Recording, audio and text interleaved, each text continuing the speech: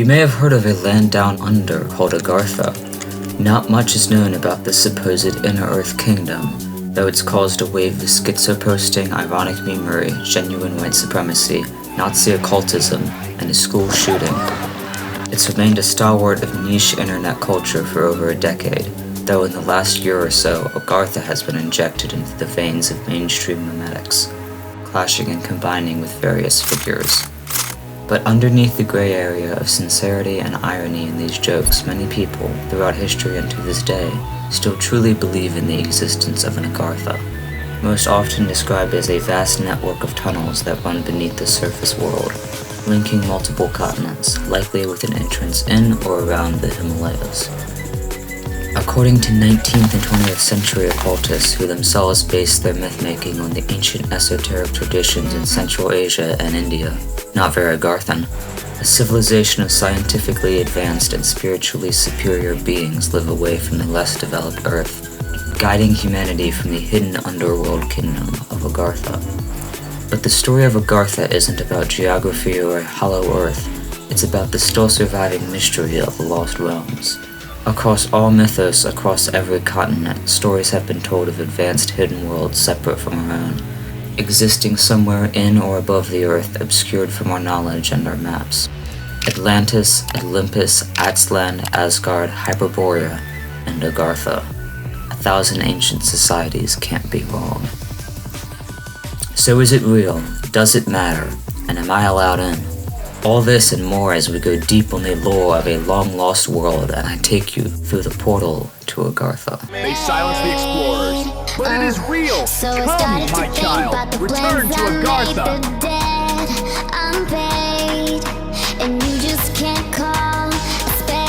And I believe that that is the portal to Agartha.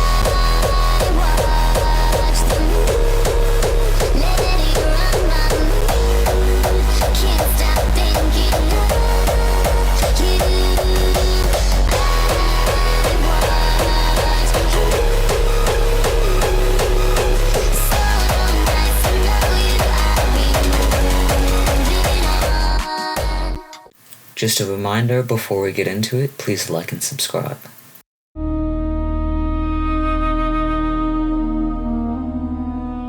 The exact origin date of the Agartha myth is somewhat murky.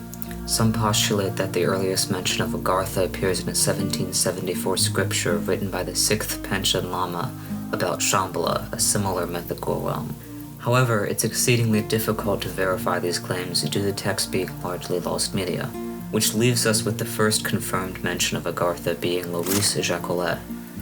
In 1873, French historian Louis Jacquelet published his book Les Fils de Dieu, or The Sons of God, in which he made a mention of an Asgartha. Prior to the book, Jacquelet had served as a magistrate in southern India and for many years had been collecting sacred texts from the East to share and popularize with the West. In The Sons of God, he wrote of a city of the sun called Asgartha, which had been ruled by a lineage of Mahatmatras for many centuries until invading forces conquered and destroyed the land in 5000 BC, just before the beginning of the Kali Yuga, the Hindu Age of Darkness. 2 years later, Jacquelet expanded on this account, implying that Asgartha was hidden underground. Now, you might be wondering where he got this story. According to his claims, Jacquelet accessed ancient manuscripts from the religious Hindu Brahmins in Chandornagorg, who revealed 15,000 years of Indian history and the story of Asgartha. We'll revisit further parallels, but it's worth noting that 2 years prior, in 1871, French philosopher Ernest Renan described an Asgard based on the Norse myth that bore considerable resemblance to Jacquelet's Asgartha. Today, Alexander Santyev is pretty much entirely unknown, but in the 19th century he was a prominent philosopher and occultist in the French esoteric tradition. 2 years before he wrote Mission of India, the book we care about, he was studying and learning ancient Hebrew for his first book, Mission of the Jews. During this period, he came to the conclusion that the biblical Garden of Eden is not only a real utopia on Earth, but is actually located deep inside of the Earth, similar to ideas suggested in the Zohar. In 1885, Santyev came into contact with and began studying under Prince Hajid Sharif, who had fled India after the country's 1857 rebellion. Not much else is known about Sharif, except that once he immigrated to France, he became a professor of Oriental languages, especially Sanskrit, which he began giving lessons to Sanskrit on. From their first lesson, Hajit introduced himself as Professor Hajit Sharif Bawandas of the Great Agarthan School, though when Sant-Yev asked him what the Great Agarthan School was, having never heard of such an institution, Sharif just dismissed him with vague, circular answers. Over the course of their lessons, which were held 3 times a week, Sharif spoke at length on the subject of Agartha, as we can find in Sant-Yev's notes, marking phrases like, quote, elements for the Agarthian rite alone for the use of initiates, the holy land of Agartha, and how was he able to leave Agartha? The teachings of Sharif were compiled by Sant-Yev, probably without Sharif's knowledge, and then condensed into book form, which later became titled Mission of India and Europe, Mission of Europe and Asia. What knowledge he didn't acquire from these lessons, he apparently filled in the gaps by astrally projecting himself to Agartha, which Sharif taught him how to do. Once there, he began to telepathically communicate with the inhabitants of the kingdom, quietly gathering research for his book. According to Sant-Yev, Agartha lies beneath the Earth's surface under the mountains of the Himalayas. The kingdom consists of a complex of cities with a population that reaches into the millions, ruled over by a sovereign pontiff of the Brahma and his 2 colleagues, the Mahatma and the Mahanga. Through his description of the government of Agartha, Sant-Yev peddles his political philosophy of synarchy, by his words, a unified government that's sacred and secular. By complete coincidence, Agartha rules itself exactly in line with this otherwise wholly unpopular system. In Agartha, there's a number of large stone libraries that together contain the entirety of the collected wisdom of the world, engraved in Vatanian script upon their pillars. Vatanian, which Sharif also taught to Sant-Yev, is a lost ancient language that consists of 22 letters to its alphabet. The history of Agartha, as told by Sant-Yev, started with Agartha being above ground before it was driven under the surface of the earth, hiding itself from the rest of the world at the beginning of the Kali Yuga, the still ongoing Hindu Dark Age. Though Agartha remains hidden, he says it's prophesied to reveal itself once more when the Earth world finally attains a spiritually balanced government, probably only achievable through his form of Zenarchy. Agartha evolved separately from the rest of the world, which may account for the number of purported differences between their civilization and ours.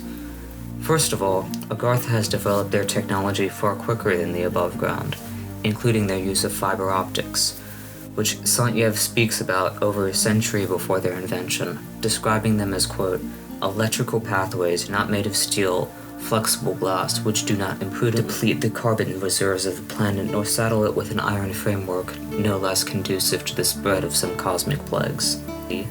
More peculiarly, the Agarthans have come to have 2 tongues, allowing them to speak 2 languages simultaneously. And Sant-Yev is dead serious about this being the case, as he is with everything in his account of the world, seeming to genuinely believe in Agartha's physical existence. But then, the lessons Sant-Yev was receiving from Sharif abruptly ended for reasons unknown. Around the same time, perhaps not coincidentally, hundreds of copies of Mission of India were being printed for distribution, though suddenly, Sant-Yev withdrew the book and ordered every copy of it to be burned, with only 1 manuscript surviving in his possession. Again, we may never know why. Upon his death, the manuscript was passed down to his stepchildren, who then passed it to Dr. Gerard and Cosse, another at the time famous French occultist who published the book in 1910 with some omissions. What sections were omitted from Mission of India we will likely never know. It's still lost media, and anyone who would have been able to get a hold of them doesn't seem keen on releasing these passages. According to speculation, the Great Agarthan School contacted Cosse and either politely insisted or threatened him to remove their essential pieces of wisdom from the text. And Sant-Yev's conception of Agartha might have been lost if not for Polish scientist Ferdynand Ossendowski. In 1922, Ossendowski published his book Beast, Men, and Gods, describing his travels fleeing the aftermath of the Russian Revolution to escape into Central Asia. According to his account, while traveling through Mongolia, every human and animal stopped moving and breathing with their eyes fixed downward to the ground. Quote, "Earth and sky ceased breathing, the wind did not blow and the sun did not move. All living beings in fear were involuntarily thrown into prayer and waiting for their fate." Osendowski asked a Mongol shepherd what he knew about it. The Mongol explained, quote, "Thus it has always been. Whenever the king in his underground palace prays and searches out the destiny of all peoples on earth. He didn't give a name for this mysterious place, but spoke of it having, quote, invisible rulers of all pious people, the king of the world, or Brahitma, who can speak with God as I speak with you, and his two assistants, Mahitma, knowing the purposes of future events, and Mahinga, ruling the causes of those events. He knows all the forces in the world and reads all the souls of mankind and the great book of their destiny." Osendowski was struck by his words, and as he continued his journey, he often stopped to speak about it with various Buddhist monks and lamas. Eventually, his curiosity paid off in the form of him learning a name for the place, the Kingdom of Agartha. The kingdom was rumored to be an immense source of power channeled to Tibetan monks from beneath the earth. In fact, its king was so powerful he was said to be able to independently propel vehicles by force for transportation and destroy entire areas of the earth. You may have noticed how similar Santyev's account is to Osendowski's. Both kingdoms are hidden, underground, more advanced than the earth, guiding humans, and then there's the etymology. Both civilizations are led by a three-pronged government of the Brahitma for Osendowski, the Brahma for Santyev, the Mahitma Osendowski, the Mahatma Santyev, and the Mahinga, again Osendowski, or the Mahanga for Santyev. So given that Mission of India was published around a decade before Beastmen and Gods, it's clear that Osendowski plagiarized Santyev, bar for bar, word for word, line for line, swag for swag. Well, maybe not exactly. Osendowski recorded a daily journal and kept souvenirs from his travels, proving that at least the journey itself was real, but that still left the contents of his account up in the air. These questions wouldn't continue to go unanswered forever, as in 1927, French philosopher and scholar René Guénon investigated Osendowski's claims. Of his conversations with him, Guénon wrote, quote, "He has affirmed to us that he has never read Santyev, whose name even was unknown to him before the French translation of his book, and for our part, we have no reason to doubt his sincerity." Guénon did not consider this case closed, though. He sought out various contexts overseas, and after a while came back with a compilation of facts in his book, King of the World. Of the Agartha myth, Guénon said, quote, "Independently of the evidence offered by Osendowski, we know through other sources that stories of this kind are widely current in Mongolia and throughout Central Asia, and we can add that there is something similar in the traditions of most peoples. On the question of whether or not Agartha is real in a physical sense, Guénon borrows a concept from Vajrayana Buddhism to say that ideas both have an inner spiritual meaning and an outer physical meaning. To this point, he suggests in essence that there are two versions of Agartha, one actual kingdom existing under the earth, one figurative kingdom existing in our stories. In 1935, Jean Rayor, a French esoteric scholar closely affiliated with René Guénon, suggested that a clandestine group of Hindus, likely called the Great Agarthian School, had been looking for a student in the West to teach their long-forgotten doctrines to. Apparently, they eventually found one. Santyev. The group sent Prince Hajit Sharif to teach Santyev the Sanskrit language, although in 1948, Rayor expanded on the Afghans' role, saying, quote, "Santyev was in contact with a Hindu far more serious than Hajit Sharif, who originated from North India." Corroborating evidence for him actually comes from Santyev himself, who in the index of his writings referred to one of his notebooks as, quote, "secret teaching of the Brahmins communicated to me by the Rishi Bhagwandas Raji Shuran." This Rishi fellow is almost definitely the more serious guru that Rayor spoke of. Unfortunately, the name basically just consists of honorifics, making it difficult to track this individual down. Apparently, there was an inflection point where the project did not go as planned, and the regime determined that Santyev was unworthy. Thus, he and Hajid quit their teachings and left Santyev to fill in the gaps using his imagination, resulting in the weird speculation of his final work, the Archaeometer. We will likely never know precisely why Santyev's lesson stopped so abruptly, but we have some clear theories on why he was chosen. In the preface of his breakthrough book, Mission of the Jews, Santyev spoke about a certain letter written by one of the affiliates of the Great Fraternity of the Himalayas in his words. The contents of this letter he translated into French, which he called, quote, a pure Orient pearl, dealt mainly with India, science, and mysticism. Per the theory, upon seeing these writings, the Hindu group decided that Santyev was adequately sympathetic to Oriental doctrines, and interested enough in the culture to be chosen as the vessel for their knowledge. Unfortunately, this was also probably his biggest flaw, as he might have become too enthusiastic about the Hindus' teachings, and got carried away, leading to the falling out with his teachers. Supporting this theory is the 180 we see Santyev complete while writing the Mission of India. Despite the very positive sentiments of Eastern culture expressed in the Mission of the Jews, he says that Agartha, quote, will be accessible for all mankind when Christianity lives up to the commandments that were once drafted by Moses and God. Rayo perhaps put it best, quote, it seems that Westerners, even when they manifest traditional tendencies, cannot resign themselves to not being superior to the rest of the world. One can believe that such an attitude contributed not a little to the preventing Santyev from profiting fully from the Oriental teachings which he had occasion to receive. Jumping back in time for a minute, if you came to this video knowing anything about Agartha or the memes around it, you may be already familiar with the word Vril.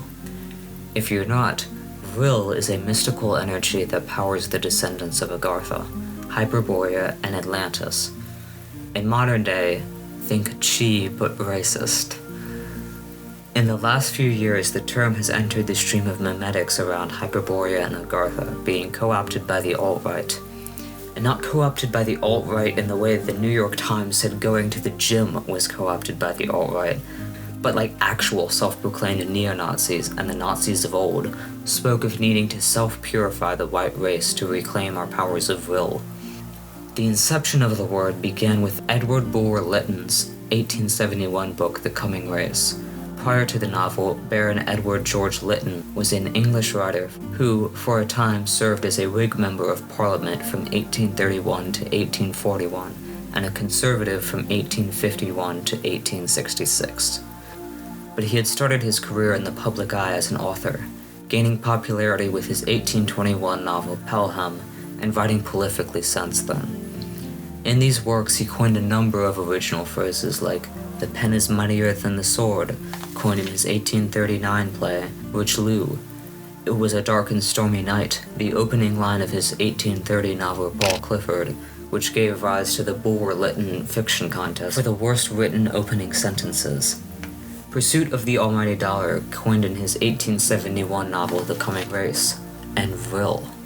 In The Coming Race, the protagonist and an engineer who travels with him discover a subterranean world full of angel-like beings known as the Vrilia, who wield the Vril, a mysterious and powerful source of energy. The ills of human society like envy, poverty, and employment are absent in this utopia.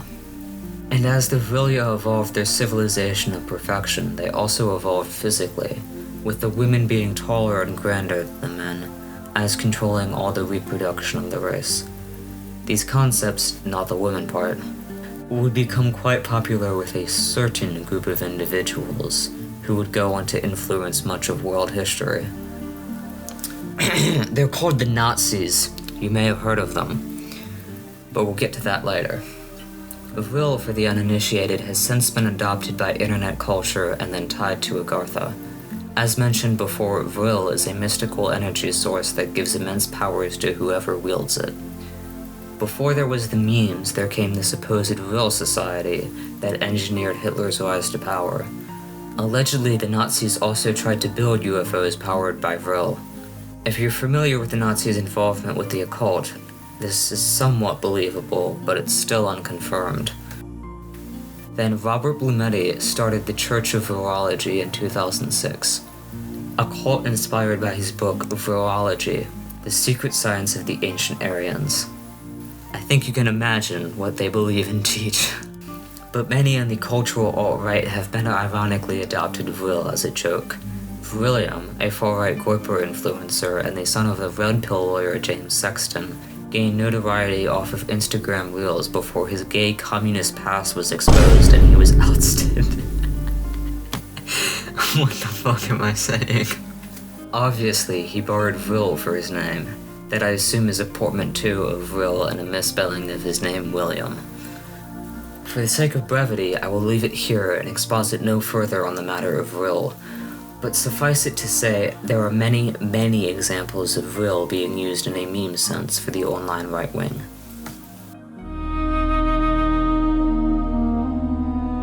Many other mythologies include tales of inner earth lands populated by secretive, intellectually superior societies, mirroring much of the details found in stories of Agartha.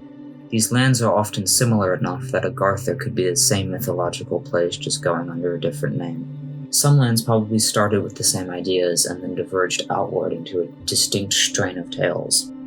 And then there are some lands that probably started from a different historical or cultural point and then slowly became intertwined with Agartha mythology, or otherwise converged on similar ideas. In Norse mythology, Asgard is the divine home of the gods, known as Aesir, ruled by Odin. It's one of the 9 worlds of legend and connects Earth by way of the rainbow bridge called Bifrost. Asgard was created by the future ruling god Odin and his brothers Vili and Ve, who formed the realm from the body of a giant they had slain. From there, the world became the stronghold of the gods from which they lived and ruled. The most complete accounts of Asgard and the earliest mention of it comes from the Poetic Edda, a compilation of ancient Old Norse poems dating back to the 13th century. In these texts, it's described as a city fortified by a protective wall that encircles its grand palaces and halls. In 1871, French philosopher Ernest Renan spoke of an Asgard, the same city of Norse legend located in Central Asia. Curiously, only 2 years later, Jacques Vallée would publish his account of a remarkably similar utopia called Asgartha. In various ancient texts, like the Hindus' Vishnu Purana and the Buddhists' Tibetan Kalakra, a world known as Shambhala is mentioned. For the former, Shambhala is the birthplace of Kalki, the prophesied 10th avatar of the god Vishnu, hence the text's name. In the case of the latter, the Buddhists believe that the Kalakra text itself was taken from Shambhala. However, Shambhala finds its earliest roots in the now extinct Zhangzong society, and a similar world called Tagzig Olma Lungren is referenced in the Bon scriptures. In the similar world, different name phenomenon underlies much of Shambhala's cultural evolution. Shambhala is famously known as the Land of 1,000 Names, the Forbidden Land, the Land of White Water's radiant spirits, living fire, the Land of the living gods, the Kingdom of Opana, all names for what is the same world. Many more myths speak of very similar, often identical kingdoms, despite different religions and cultures seeing their thing as distinct. If you trace most inner earth or hidden world myths back far enough, it's pretty likely that they'll have their roots in or around Shambhala. Agartha might very well be another such case. The Hindus speak of an Aravartha, the land of the worthy ones, which is generally thought to be closely tied or associated with Shambhala, and may very well be the same kingdom Santyev and others speak of in myths about Agartha. Parallels between Shambhala and Agartha extend beyond just etymology. Shambhala is most often described to lie deep within the earth, isolated from the outside world, populated by an extraordinary people immune to suffering, want, and mortal death. It's a place of immense wisdom and spiritual knowledge, ruled over by a powerful, benevolent king. Additionally, Shambhala is always purported in its stories to actually exist, likely situated between the mountains of Eurasia. Quote Russian esotericist, theosophist, and popularizer of the Shambhala myth, Helena Blavatsky. According to the general belief, it is situated in the northwest of Tibet. Some place it within unexplored central regions and accessible even to the fearless nomadic tribes. Others hem it between the range of the Ganges-Ray Mountains and the northern range of the Gobi Desert. Others place it in between Namanora and Kuen-Lun Mountains. Shambhala is also thought to be a vast complex of caverns, with some saying the entrance to it is hidden by a remote, abandoned monastery. In the case of this theory, Shambhala is usually placed under the Himalayan mountains. Though she never physically found it, in Blavatsky's search for Shambhala, she described the world as a fertile, fairy-like land, once an island, now an oasis of incomparable beauty, the place of meeting of the inheritors of the esoteric wisdom of the godlike inhabitants of the legendary island. And by this point, you may be perceptive enough to have noticed that this is very Agarthan. In fact, the name Agartha means inaccessible to violence in Britannian, compared to Shambhala, which translates to place of peace in Sanskrit. Although the two have diverged significantly from each other since ancient times, with modernist interpretations pitting Shambhala and Agartha against one another in legend, with them being warring forces of good and evil, or sometimes just evil and more evil. In early Indian religions, particularly Hinduism, Jainism, and Buddhism, there was a belief in an underground world called Patala, translating to that which is below the feet. This realm boasts beautiful jewels, forests, lakes, and maidens, with the ground being covered in a sheet of gold. Like Agartha, Patala is purported to be a real place that can be accessed through caves in the surface world that are guarded by spirits known as Asuras. Within this inner earth civilization live the Naga, a race of half-human, half-serpent divine beings that can shapeshift into human form, and are worshipped in ancient South Asian rituals. In some beliefs, many of which lie beyond India in countries like Sri Lanka, Indonesia, and Thailand, the Naga are even thought to be the origins of their people. Notably, these snake-like demigods may be similar beings to those Sanya describes in his work. According to him, the people inhabiting Agartha possess two tongues to speak two different languages simultaneously, not unlike the forked tongue of a snake. Under many of the Egyptian pyramids, it's believed that there is a large, expansive underground network of tunnels that links the Giza Pyramid Complex, the Sphinx, and other structures. Some of these claims have been confirmed by modern research and archaeology, though the mythology purports it to be a vast underground city of around 3,000 chambers, known to the legends as the City of the Gods. In 5th century BC, a Greek historian Herodotus describes his account of the City of the Gods, saying, quote, "There I saw 12 palaces regularly disposed, which had communication with each other, interspersed with terraces and arranged around 12 halls. It is hard to believe they are the work of man. The walls are covered with carved figures, and each court is exquisitely built with white marble and surrounded by a colonnade. Near the corner where the labyrinth ends, there is a pyramid 240 feet in height with great carved figures of animals on it, and an underground passage by which it can be entered." These claims were backed up 5 centuries later by another Greek historian, Strabo, and recent archaeology expeditions that indicate that much of the underground tunnels remained unfound, as does the mythological world associated with them. Near Satya's theory he came to believe while writing his book of the Mission of the Jews. The Zohar, the foundation of the Kabbalah, theorizes that the Garden of Eden lies within the earth. As is the case for most inner earth realms, the Garden of Eden has an entrance at the Cave of the Patriarchs. But Christianity isn't the only religion to claim the Cave of the Patriarchs as a holy site. For the Jews, it's the Cave of Machpelah, and for the Muslims, it's the Sanctuary of Abraham, both important places where various figures from each religion were buried. Due to the site's religious significance, access to the caves has been blocked to everyone, and only during times of war, like after the 6-Day War, has it been entered and explored and artifacts have been gathered.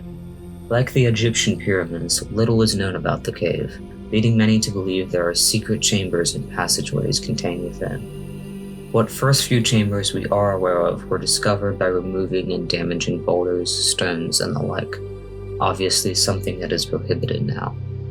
The 2 known entrances are also both sealed, one by a metal gate, the other by a large stone, blocking off the Cave of the Patriarchs and all the secrets that lie inside.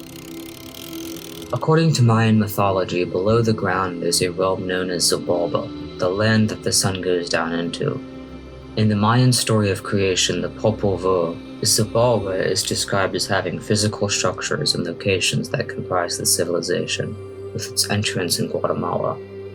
The world, which used to be inhabited by a godlike people, was said to have vanished before recorded history, though 500,000 Mayans managed to avoid the destruction of their society and have never been found, with modern researchers theorizing that it was because they hid in tunnels underground. In Guatemala, 500 miles of these tunnels have been mapped underneath the Mayan pyramids of Tikal. In Mexico, 11 stone temples in an underground road have been located, and as of May 2020, a tunnel 10 meters underneath the Pyramid of the Moon has been identified using subsurface imaging. These may be the tunnels of Mayan legend, even if we have yet to find entrances to Xibalba. Agartha, at least in the cultural sense, most closely resembles, and in modern day, is often directly tied in with, the land of Hyperborea.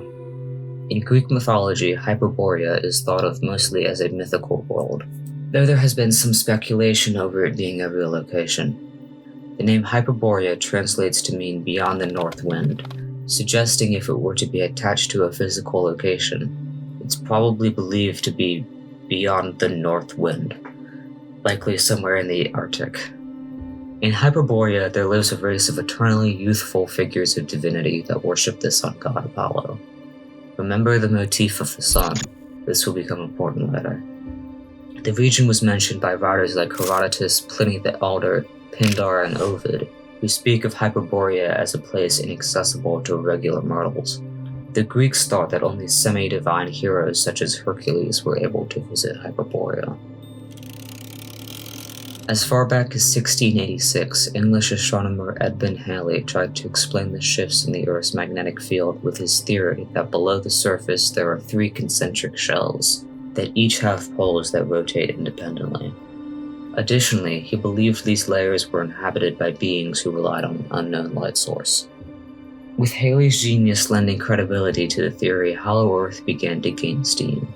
In 1818, an American trader named John Cleves Sims Jr. published Circular No. 1, a book detailing his views on Hollow Earth and his dedication to find it. He wrote, quote, "I pledge my life in support of this truth and am ready to explore the hollow, if the world will support and aid me in the undertaking." Sims wrote of the existence of openings to the hollow, called Sims holes, at the north and south poles, which led to, quote, "warm, rich land stocked with thrifty vegetables and animals, if not men." According to him, these holes stretched over thousands of miles, and one could pass through them without even noticing the change. Unfortunately for him, most people of the time saw it as quackery, and he never received government funding for his expedition. John Sims never traveled north. He never found these entrances or the Hollow Earth, but his theories blossomed nonetheless.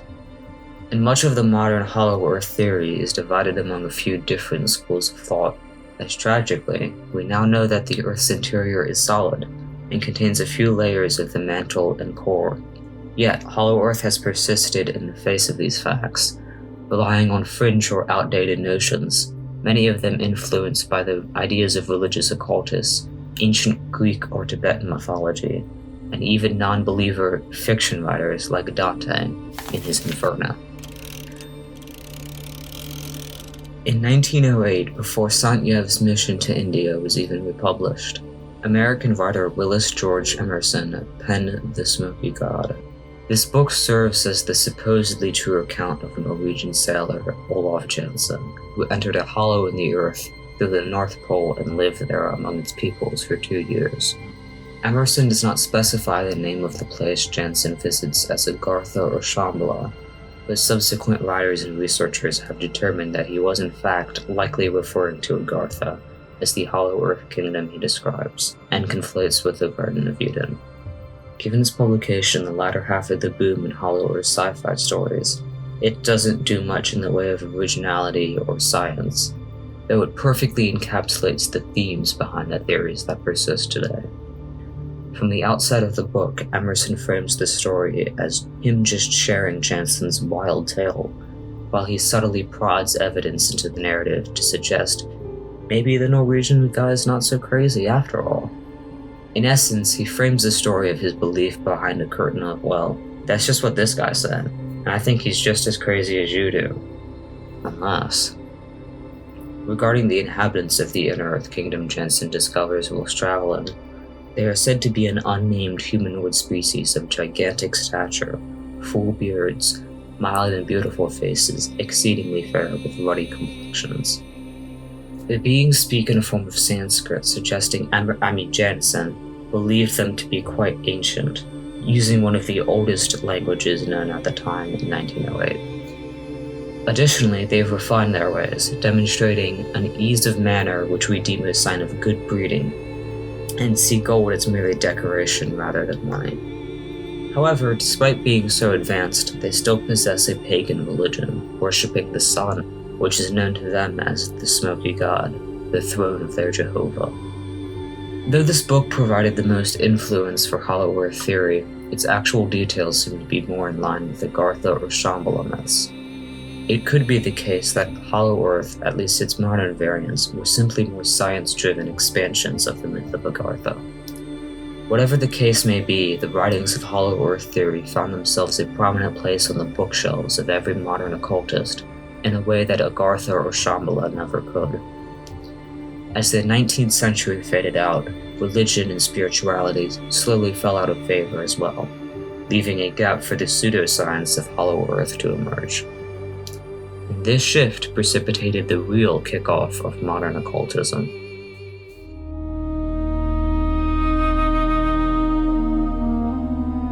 After the end of the First World War, a strain of German occultism came to prominence and established many of the ideas that would later become the basis of the Nazis' rise to power. The Thule Society drew much of their doctrine from prior Western occultists, such as Helena Blavatsky and her Theosophical Society, in particular pulling upon Shambhala and Hollow Earth theories. Unsurprisingly, they used these myths to fuel their beliefs about a superior Aryan race. Meanwhile, Austrian engineer and inventor Hans Horbiger published his concept of a world ice doctrine. Weltallehre, in his 1912 book, Horbiger claimed that ice served as the base element of all cosmic events and the development of the universe. The theory came to him in a dream. Actually, in 1894, he was looking up at the moon and wondered if it was made of ice. Later, he dreamt of floating through space while staring at a moving pendulum, which grew longer until it broke off, thus completely disproving Newton's idea of the sun's gravitational pull. As the Nazi Party came to power, Hitler and Heinrich Himmler, Hitler's right hand, became large proponents of Weltallehre. Their belief in the doctrine was strong enough that Hitler had planned to build a planetarium in Linz where he had dedicated a portion of the building to Horbiger's theory. And if you're at all familiar with the Nazis, you've probably heard of their widespread adoption and belief in occultism. In fact, rumors have circulated that Nazi armies would use the Hollow Earth theory to try and target the location of British ships and V-1 missiles when World War II broke out. Compounding their occult ideology, Himmler and other high-ranking Third Reich members latched onto the idea that the Aryan race was not evolved from humans, but instead descended from semi-divine beings that left the heavens to start a secret civilization on Earth. This civilization is generally thought to be Agartha, or at least a parallel to Agartha. Allegedly, Himmler was so taken by this theory that he provided funding for an SS expedition to Tibet in 1938 in hopes of finding the secret utopia the Aryans were said to inhabit. Despite this narrative being peddled by Nicholas Goodwin Clark in his 2002 book Black Sun, the official reason for the expedition was listed as scientific research. During the period following World War II, Miguel Sereno became a prominent occultist in the wave of esoteric Nazism. After the Nazis' defeat in 1945, Sereno started to become convinced that Hitler had not committed suicide as the official narrative claimed. Instead, he had escaped and begun living in Antarctica. His beliefs led him to publishing a 643-page book on the subject in 1984, which he called Adolf Hitler: The Last Avatar. Within said book, he seems to blend every mythological story he can get his hands on. Out of carelessness, ignorance, or genuine mania, I'm not sure, but he's stolen a bunch of people and references to stir in a pot until something comes out. And the result is interesting, both in terms of how it appropriates the myth of Agartha and everything else he intermingles with it. Sereno describes First Hyperborea as an extra-cosmic realm, which we can take to mean that it is not a physical place he is referencing, but a land that is not geographically bound. According to him, the Hyperboreans were asexual beings who reproduced through plasmic emanations out of their bodies. This story also saw the first introduction of Vril into all of this, with the Hyperboreans able to command the power of Vril, as well as the sight of their third eyes and the light of the black sun. Unfortunately, he tells us, the last documents relating to Hyperborea were burned along with the Library of Alexandria. And you want to guess who was responsible for that destruction? Yeah, the Jews. Or in his words, the Demiurge, which, given the context of his narrative, is basically another way of referring to the Jews, painting them as an inferior godless species living on Earth. Determined to reclaim and save the world the Demiurge were quickly ruining, the Hyperboreans took on material bodies and descended onto the second Hyperborea, a physical continent around the North Pole. During the period where the Hyperboreans retook the world, called the Golden Age or Satyuga, they uplifted the human races above the animal ways the Demiurge had instilled in them, and for a moment the world seemed to be headed in the right direction. Then disaster struck as some of the Hyperboreans rebelled and diluted their blood by mixing it with the Demiurge. Immediately after, a comet or moon fell and caused the reversal of the geographic positions of the North and South Pole, switching the Earth's axes. The polar continent of Second Hyperborea then disappeared, never to surface again, and the remaining Hyperboreans fled to the South Pole, bringing about the Ice Age. Although he is not directly acknowledged in any of Miguel Sereno's writings, it's clear that Wilhelm Landig and his influences played a large role in introducing Sereno to the symbolism of the golden and black sun. Landig was an Austrian-born SS officer who, after the war, led a growing trend of esoteric Nazism. During the war, he was one of Hitler's earliest Austrian supporters and took part in their coup against the Vienna's government in 1934. After the coup failed, the Austrian National Socialists were declared illegal, and he fled to Germany, where he joined and rose up the ranks of the SS. Landig's entrance into the Nazi movement was marked by their quick adoption of many of his ideas. He helped revive interest in the mostly forgotten mythology of Thule, the Arctic homeland of the Aryan people, and popularized the use of the black sun as a substitute swastika, an alchemical symbol they stole to represent a source of energy capable of regenerating the Aryan race. After the war, Landig became deeply involved in the early seeds of esoteric Nazism, founding the occult Landig Group in 1950. The group, also sometimes known as the Vienna Lodge, claimed that there were secret post-war Nazi bases under the polar ice caps where advanced weapons and flying saucers were being developed for an eventual takeover of the world. Over the course of 2 decades, Landig worked on writing a lengthy trilogy of novels on his beliefs around esotericism and Nazi doctrine. These novels spoke of a global Jewish conspiracy to run the world that was overthrown by an Aryan revolution that retook the earth for the Black Sun. William Sagmeister, a Russian Jew who emigrated to New York as a teenager in the mid-1890s, became a large figure in early 20th century esoteric health communities, Hollyworth esotericism, and alternative reality theories. After working as a pharmacist while taking classes at Fordham University in New York, he went on to found several fruitarian or vegetarian communes over multiple countries.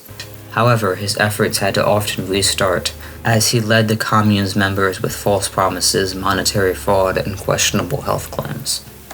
Around 1940, he was dinged for selling questionable health products using the U.S. mail service, leading to the FDA cracking down on Sagmeister's practices and banning him from using the U.S. postal system.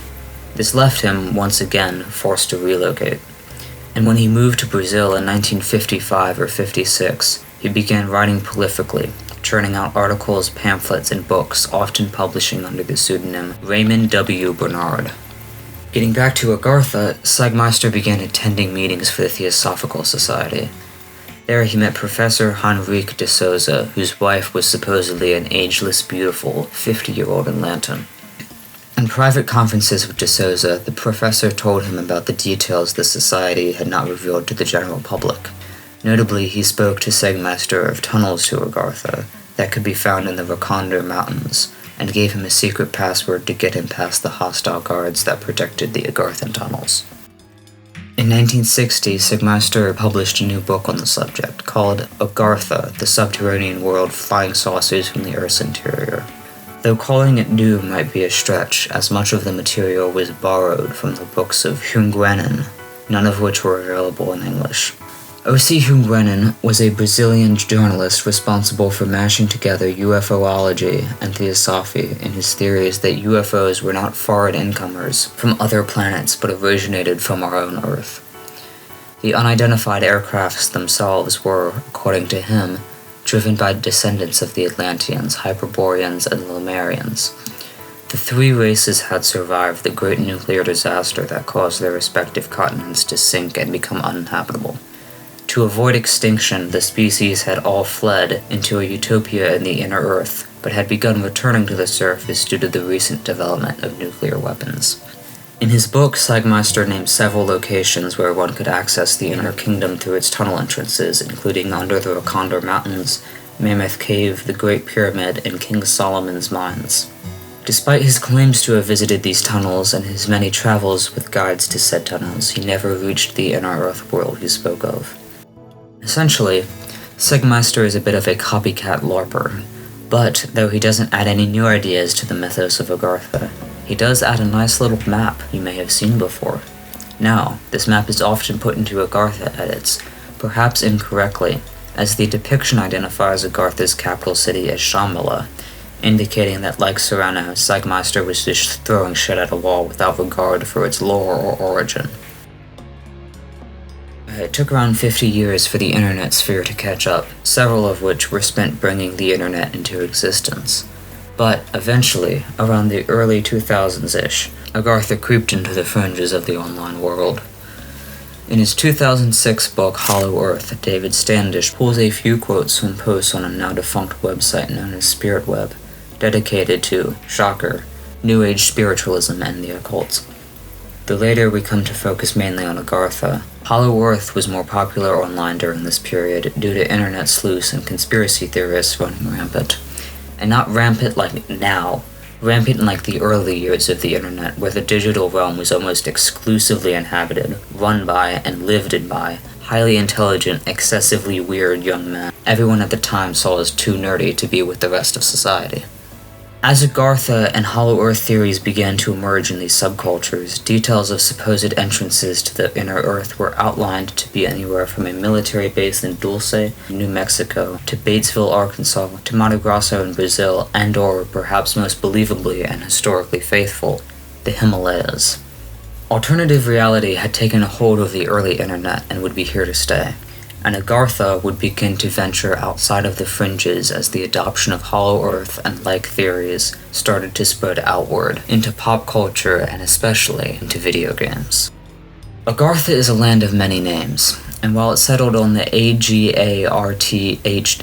spelling, it cycled through Agartha, Agartha, Agartha, Agarthi, Agharti, and Agarthi.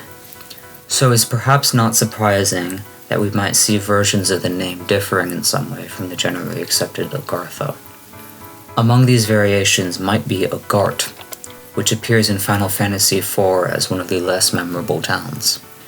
Agart is home to Corio, an astronomer studying the moons throughout the game, and it's where Cecil's party drops the magma stone down the town well, which opens up a passage to the underworld filled with kingdoms of dwarves, details that make it likely to be a reference of the Agartha of myth.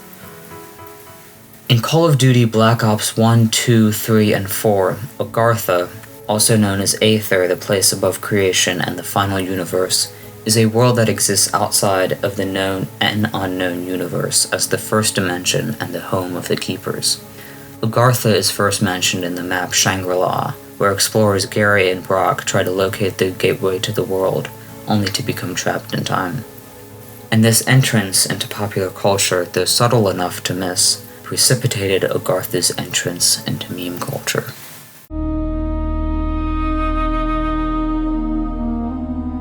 Early mentions of Agartha among memes include this Reddit post on r/trollface incident about the Germans opening the gates to Agartha, all the way back in 2021. This is believed to be the first mention of Agartha in memology, as suggested by one of the newer comments under the post, which reads simply, "Origins." Additionally, many of the older comments posted at the time of the meme indicate complete ignorance of Agartha, with people asking, quote, "Why is it snowing though?" unquote, and quote, "I don't get the reference," suggesting most viewing this meme didn't know about Agartha, so these are definitely early days. Circa 2023, Agartha memes began breaking into the mainstream. The year saw the next step in the evolution of Agartha, with it permeating right-wing shitposting circles in moderate abundance. In 2024, Agartha became integrated with the wave of Hyperborea memes striking TikTok during this period. These short videos were clearly in the vein of mocking white supremacy through their ironic depictions of Agartha, Hyperborea, racism, and Yaqub, the supposed creator of the white race according to Nation of Islam's radical black supremacy teachings. In this era of Agarthan memery, the culture surrounding it began to take shape, concretely rooting itself in surface-level irony. Though, as with all memes online, it had much more evolution and irony poisoning ahead of it. Come 2025, Agartha memes had quickly skyrocketed to popularity, undergoing countless different transformations, which propelled it into the variants of Agartha memes we continue to see today. Agartha memes in this era became a bit oversaturated, leading to numerous different pieces being combined with the jokes. First off, the memes started to include two main songs. One is a hardstyle remix of Tech It by Kafun, which is far from being exclusive to Agartha memes and finds its home in the soundboard of many a fast-paced montage memes. The other has a bit more lore to it. This song is a remix of Down Under, originally by Men at Work. A repost of the remix now sits at over 13 million views on YouTube, and despite being posted 4 years ago, has almost entirely comments from the past year referencing Agartha. Initially, the Men at Work song was released all the way back in 1981, with a music video featuring many light-skinned, blonde-haired, blue-eyed men, very Agarthan. The lyrics are meant to reference Australia, the band's home, rather than Agartha.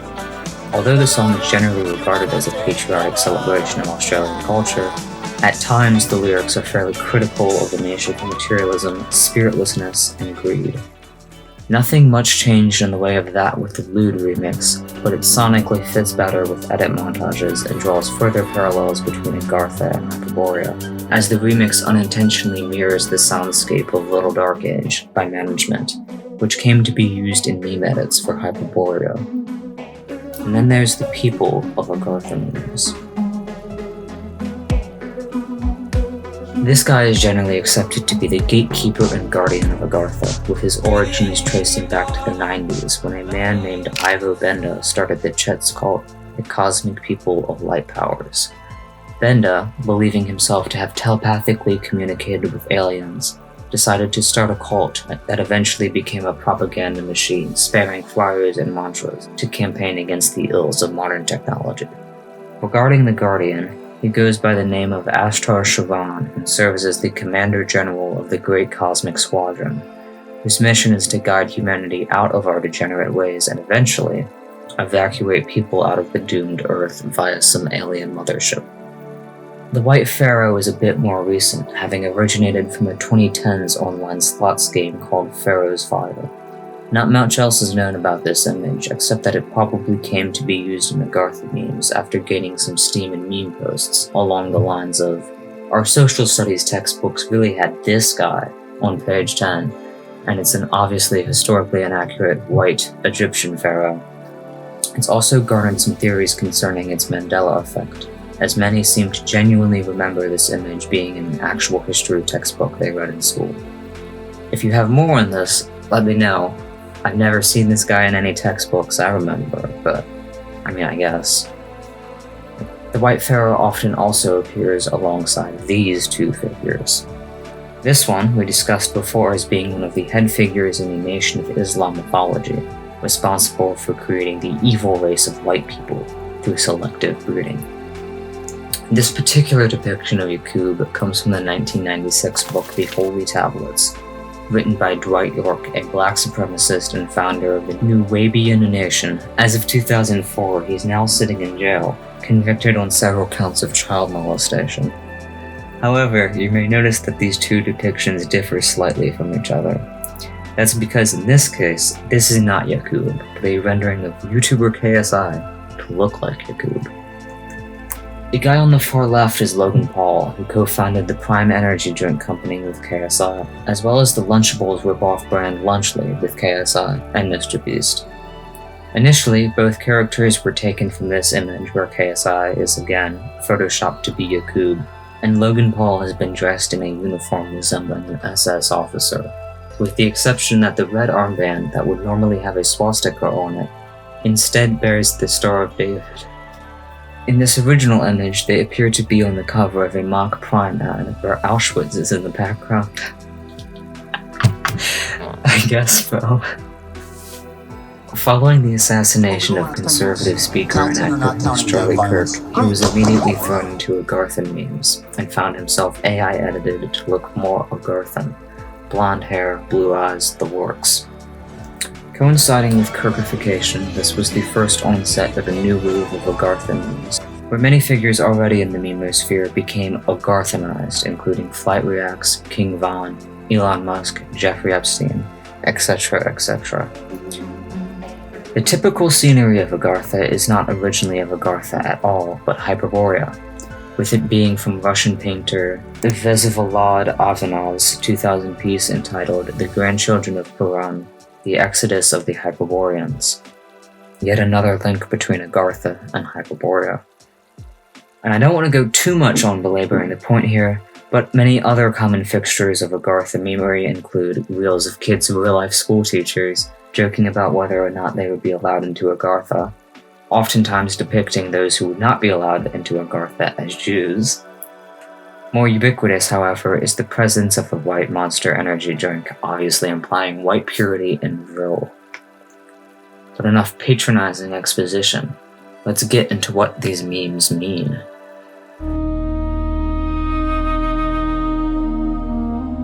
Around midday, November 7th, 2025, a few blasts rang out at a mosque at SMA 72, an Indonesian state high school within a Navy compound in the country's capital, Jakarta. The attack injured 96 people, with many suffering inflicted wounds from glass shards and burns, leading to 20 students being hospitalized. In the following days, authorities confirmed that the suspected perpetrator was a 17-year-old boy, who was revealed to be one of the two kids undergoing surgery due to serious injuries in the attack. There's not much known about the attacker, as police don't tend to release the names of minors in violent criminal investigations, and we have no information on him other than hints he was bullied in school and drifted towards neo-Nazi ideology online. Much of our evidence for the latter conclusion comes from a toy submachine gun he left at the scene, which was inscribed with, quote, 14 words for Agartha, unquote, and, quote, Brett and Tarrant, welcome to hell, unquote. 14 words is a reference to the white supremacist slogan, we must secure the existence of our people and a future for our white children. A strange sentiment to hear from a violent Indonesian child. Brett and Tarrant, for those who don't know, was the perpetrator of a 2019 mass shooting that targeted mosques in Christchurch, New Zealand, and ended the lives of 51 people, with dozens of others injured. He's inspired a lot of mass shooters to carry out similar attacks, including Patrick Crucius, who I have a video on. Though the shooter acted independently, it seems, from reports, he was inspired by a number of other killers, among them Brett and Tarrant, obviously, Dylan Roof, Vladislav Voliskov, and Samantha Rupnow. On January 23rd, 2026, because the legacy media is almost always late enough to situations that they'll cover them like they just happened, The Atlantic made the wise and reasoned choice to publish an article about Agartha and memes. Just kidding, they just shit out some slop. Blatant misrepresentations and guesses about the Nazi Tibet conspiracy aside, this article fails on a number of other dimensions. First off, I have run out all my patience for the "it may be lighthearted, but its effect isn't" argument. Yes, echo chambers and pipelines do exist to some degree, but I genuinely have yet to see anything convincing to tell me that the number of people driven into the arms of neo-Nazism by funny memes are statistically significant in any way. The alt-right pipeline exists for many reasons, few of which are edgy jokes online. Because in case you were born yesterday, people, especially young guys, have been engaging with edgy humor since the dawn of time. Do some of those guys go and do crazy things? Yes. But those are so few and far between, they are barely correlated and hardly worth considering, given that there is no study citing a notable percentage of edgy memers going crazy and wanting to kill black people. This is the incel conversation all over again. Around 30% of men under 30 self-identified as virgins, keyword is self-identified as virgins, and since that graph hit the public circa 2018, everyone became worried about incels and Elliot Rodger. Many male mass shooters have been incels. Not very many incels have been mass shooters, because 30% of dudes running around shooting people up would be insane. And this shouldn't even have to be said in the year of our Lord 2026, but side note, Goy is a Semitic term to refer to non-Jews derogatorily, and is not anti-Semitic, even if some of the people who try to reclaim it might be. Returning to Agartha though, quote, nearly everyone posting about Agartha knows it's not a real place. A certain subset, though, want Agartha to be more than a myth, as Himmler did, and for the United States to be the white ethno-state of their fantasies. Regardless of the politics of any individual poster, that's the ultimate point, to finally make Agartha real. No one who memes on Agartha is a Nazi any more than anyone who scrawls a swastika on a notebook is a Nazi. Words and actions are funny when they're misaligned, because most humor is inherently subversive and unexpected. The alt-right pipeline exists and has no counterbalance, not because of Agartha or because of Pepe the Frog, but because the left was too busy running around policing everyone's speech and trying to win the culture by preaching about how shit ain't funny. There is no neoliberal pipeline, there is no challenger to Nick Fuentes, because the left has lost young men. Writing an article strawmanning edgy teenagers online doesn't help that. At the end of the day, the internet is doing what it does best, deterritorializing memes and ideas and pushing them out into the ether.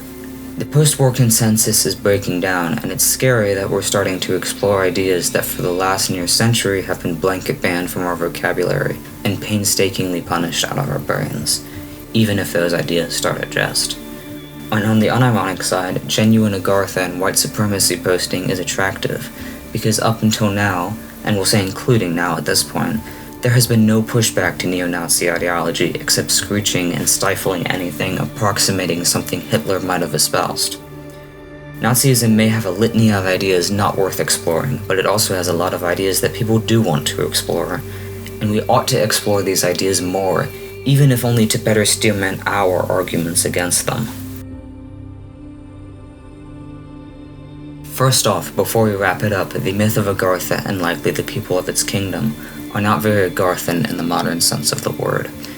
Given that the myth, as we understand it, probably first originated somewhere in Central Asia, it's a bit ironic that all of the Indians and Southeast Asians LARPing as Aryan white supremacists are LARPing from rhetoricians who themselves are LARPing the myth from Indians.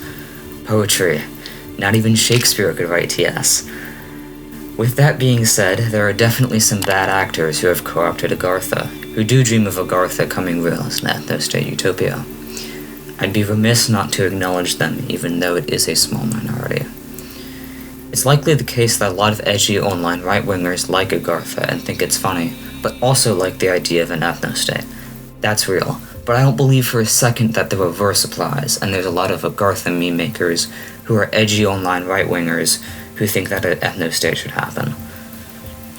Agarthan memes don't normalize and promote this either. Posting a sort of blue-eyed Charlie Kirk ascending to Agartha doesn't lead to actual racism any more than locker room talk leads to actual misogyny. The edgy humor conversation is one that's tired and recycles itself every few years. It's boring, and each time it goes nowhere. But that's just the culture of a misappropriated meme. Ultimately, Agartha is a place we may never know the truth of, and that's a big part of what makes it so appealing in terms of the actual mythos. Ancient mythology of a lost, forgotten, or hidden civilization that we don't know about and haven't found yet, but could, is an enthralling concept. which may explain why most every esoteric text includes a story involving such a place. Enough mystery pervades the idea that there is something to uncover under our feet to discover about the unknown, but that something will only appear to those brave enough to seek out the truth. If it exists, Agartha is probably a physical location. We have some clues to where it might be, and if you're willing to go deep and go far, you can try to go to Agartha. I'm sure some nerds will disagree with me here and insist that it's about the history and the culture, but truly, mythology is at its best when there's a thing that can actually be solved and sought out. Agartha is vague, and plenty are fine with keeping their knowledge of it vague, but if you're not, you might be able to dig deep under the Himalayas and find it for yourself. And that's what keeps the story alive. We still talk about Atlantis, we still talk about the Ark of the Covenant, we still talk about the pyramids. And could they be interesting enough on their own? Yes, but they're certainly raised up a little higher because their purported secrets have a tangible aspect to them, or at least a possible tangible aspect.